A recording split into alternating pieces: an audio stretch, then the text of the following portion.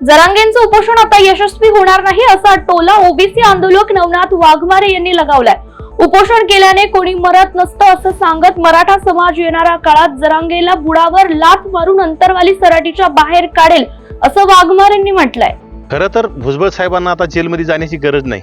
ज्यावेळेस त्यांच्यावर आरोप झाले ते जेलमुवारी करून आले, ते स्वतः निर्दोषत्व त्यांनी सिद्ध केले, परंतु आता वेळ जरांगेला जेलमध्ये जायची आली।